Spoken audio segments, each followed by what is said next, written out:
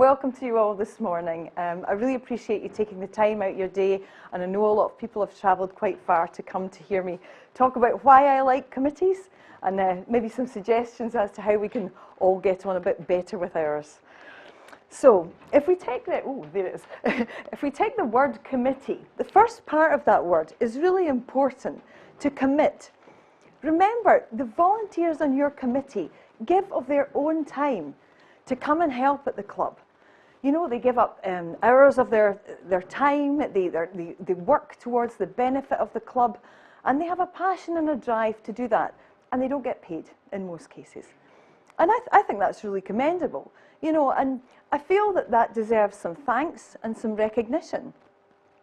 So whether it's just like a quiet word to say to one of your members, really appreciate the time you've taken this month, or whether you maybe make a big splash in the newsletter and say, you know, that particular piece of work, that's been a great help for the club. Let the wider membership know the work your committee put in.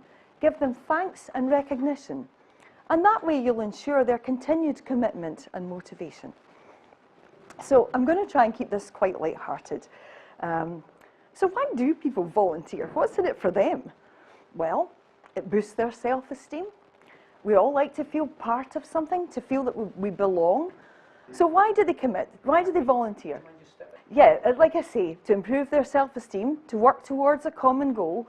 And if you can get your committee, to unite with your staff, you've got a strong driving force to help move your club forward in the same direction. Anyway, when Kevin first suggested this topic for me, why I like committees, I had to think long and hard. And I thought, well, what else do I like? And as he's already referred to, I do partake in the occasional drink. So I thought it might be quite fun to think of some of my favourite drinks and compare the characteristics with some of my committee members. So come with me on this, okay? Yeah. Right, first, Mr. Sangria. Now, this member is always on holiday. I don't know if you've met the type. You're about to schedule in your next committee meeting. You've given the dates in advance, and you see him in the corridor, and you're, Mr. Sangria, you're ready for the next meeting, yes, May the 5th? Oh no, I can't make that, sorry. I'm away at the villa in Spain for 3 months. And then after that, well, the wife and I are on a cruise, remember, before our trip to the Far East. You think, useless, he's never here. He's about as much use as mulled wine in January. What are you going to do with him? Well, to be fair, I did actually have a member like that, and he was always away. But to his credit, he was the first guy to get his report in prior to the committee meeting, whether he'd emailed it from Abu Dhabi or sent it from the cruise ship. He was a really good communicator, and he had a lot of skills and experience that were actually very useful for the club. So we paired him up with someone else who had a lot of time in their hands. He was always at the club every day, very, very willing, but he didn't have the same knowledge. So if you mix Mr. Willing with Mr. Able and the communications in place, you can actually have a really effective little team on your committee. So it's the mixture of getting the right person with the right skills and someone else who's got a bit of time and trying to combine them. Anyway, on to our next character. Grandpa Baby Milk. Now, this is a guy at your club who's got hundreds of grandchildren, right? He's got a massive family. So he's got his putter in one hand and his baby bottle in the other. And he's got to be off the 18th by 3 o'clock because he needs to pick up wee Jimmy from the nursery. So what does he teach us? Remember, your committee have their own commitments. Whether it's family members, grandchildren, or whether it's they maybe have a job or a life outside the golf club. Take an interest in their lives and their families. I used to like looking at the baby photos when they come in going, oh, I've had another grandchild, or you know, we're looking forward to Doris's wedding, or taking the time to ask after somebody's wife who's not very well. Just remember, they have family commitments and lives of their own. It's not just always about the golf club.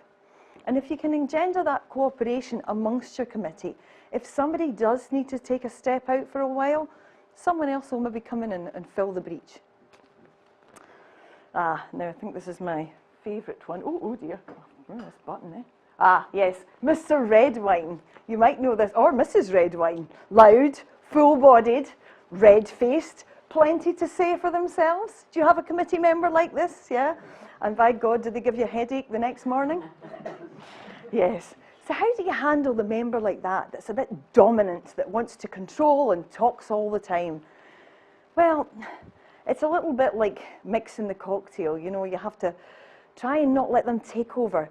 Give them a task or a role that they can really get their teeth into. I think this is something that Debbie's going to touch on this afternoon, making sure the right committee member is doing the right job. And also give them credit, like a fine wine, like a fine vintage wine. Appreciate their qualities, and hopefully that way they won't completely dominate. Who else have we got? Ah, yes, at the helm of your ship. Who's leading your committee? Well, in my case, it was Captain Navy Rum. He was strong, a good leader, liked to get his sleeves up and get on with things, no problem there. But sometimes we just had to help him steer his ship into calm waters. Your captain needs your support. They need you there by your side. Sometimes they need a shoulder to lean on or a listening ear. So be there beside them to help keep the ship afloat. It was interesting, sorry, standing in front of the slide again.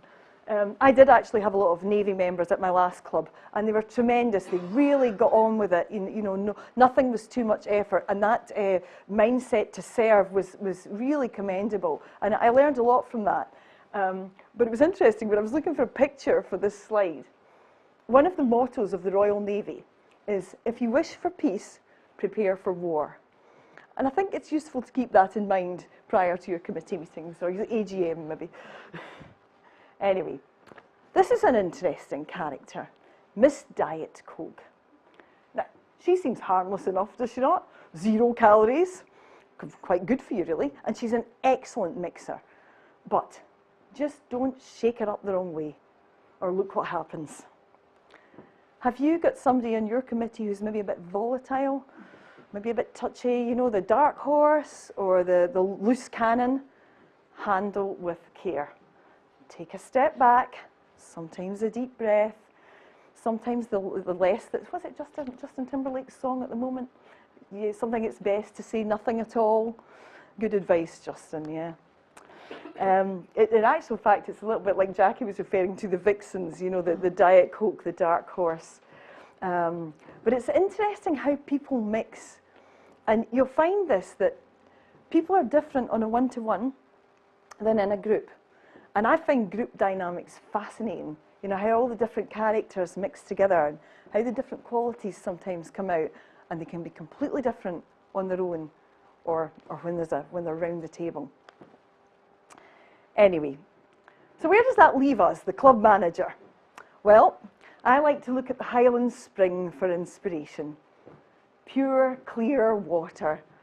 Refreshing, impartial, mixes well with everybody, of course, but the clarity and the vision to be able to see one side and another. So maybe take a moment, take some inspiration from the Highland Spring, particularly if you want to be the driving force behind your committee. So in summary, I've tried to be light-hearted, but to be honest, I have the utmost respect, on a serious note, for the committees and the volunteers. Without them, a lot of clubs, certainly my last club, would not have functioned. So I really do take my hat off to their time and effort. So give them the credit and the recognition and the thanks, whether it's in a small way or in a grander gesture, because that appreciation will pay dividends. Secondly, remember their other commitments. Sometimes they can't be there all the time. They can't make the meeting, or they have an outside issue.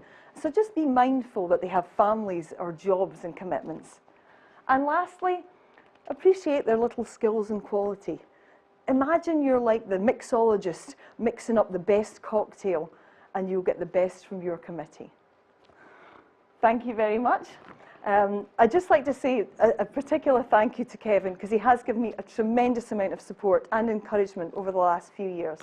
So thank you to you all for listening, and particularly to you, Kevin.